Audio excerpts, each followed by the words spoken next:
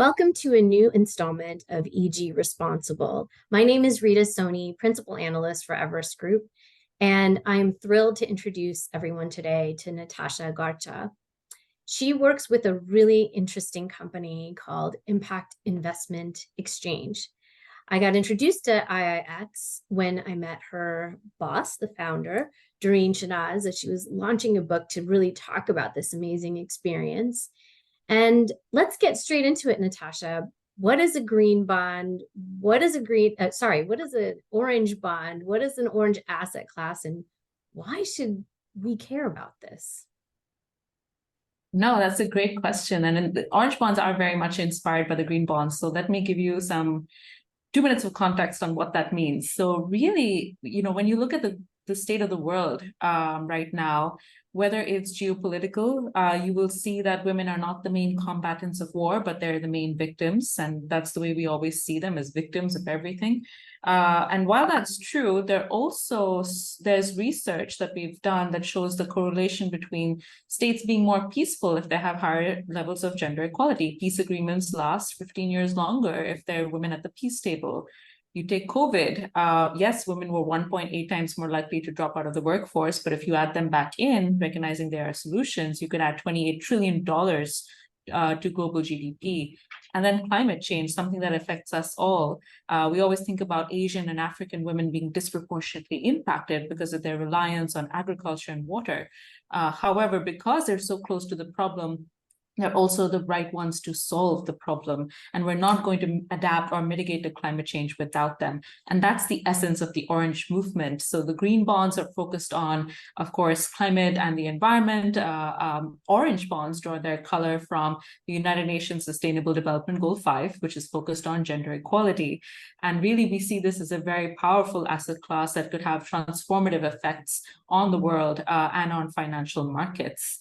The Orange Bond Initiative was started last year on Women's Day with a goal to mobilize $10 billion by 2030 and empower 100 million women, girls, and gender minorities to build prosperity, peace, and planetary resilience. And we have really had tremendous uptake. We have 76,000 signatories coming from all 6 continents. And I think what's really powerful about this movement and distinguishes it from other asset classes is we have participation both from the global north and the global south who have an equal seat at the table, whether it's folks like us who are based in Singapore and work in emerging markets, or it's the US and the Australian governments who are backing this. We have all players from all around the world who have shaped this movement. And we've seen everything from bonds that we do focused on climate and also refugee bonds that are aligned to the Orange Principle. So the application is tremendous and the uptake has been wonderful.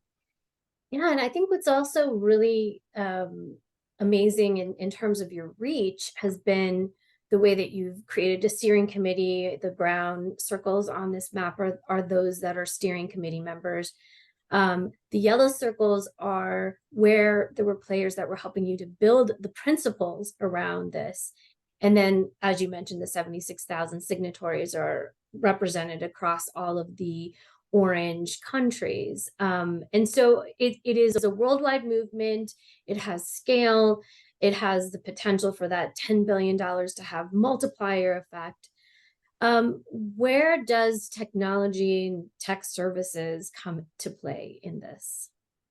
So one of the principles deals with a very serious risk in sustainable investing, which is transparency. There's a lot of impact washing and greenwashing that unfortunately does happen.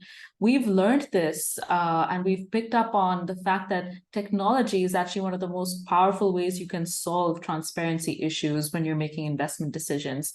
Historically, we are very good at collecting risk and return data, not so good at collecting impact data. To the Orange Bond movement, we actually have opened up IX's platform called IX Values, which allows you to send digital surveys to women no matter where they are in the world, so that you can make sure they have a value and a voice in the investment decision. So case in point with our bonds, we have women tea growers in Kenya. We have women using solar panels in Vietnam. We have women setting up small businesses in India, and we can reach all of them through these mobile, digitally administered surveys, have data that it's privately and well protected. And then we use that to create insights and investment decisions. We've never had a credit loss because I actually truly believe that when you use impact data in the right way, you can actually de-risk your investments and you can stabilize your returns. So even during the pandemic, we performed very well. And I think credit to gender, but also credit to technology. Yeah, and I think that's totally right. Credit to gender is a big statement, actually. You know, I think development being on the backs of women, at least now they're in the driver's seat as well. So I think this is a really important message that your firm is sending and now has been able to put onto the global stage. Thank you so much. And this is just what you're seeing on the screen here is an example of a transaction. So I think it's all well and good to say this is a movement, it's an asset class, but what does it really look like? Last year, our firm, Impact Investment Exchange, issued the world's first orange and green bond. So this was really focused on the fact that we had a very strong social application of the proceeds. So we were using it to give women access to financial inclusion, affordable housing, but also recognizing the green side. And I think that goes back to your first point is what is the green bond, what is an orange bond? And we actually think it can be both. You could have a bond focused on fighting climate change, but women are actually the ones doing the fighting, as they already do. So we're investing in them to access clean energy, to use sustainable forms of agriculture, and to get access to clean water in water-stressed areas. And I think collectively, this is what has made the bond so unique. The Women's Livelihood Bond 5 that we closed last year raised 50 million. And we are just on the brink of closing a bond double the size because the market demand was tremendous. We're on the brink of closing an oversubscribed WLB Women's Livelihood Bond 6, which is also an orange bond, which also has a climate lens. I love it. I love it.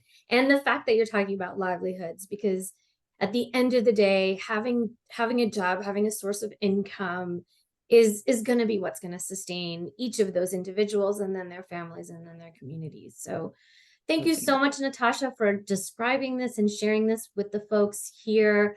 I look forward to continuing to engage with you. Likewise, thank you very much for the opportunity. Mm-hmm.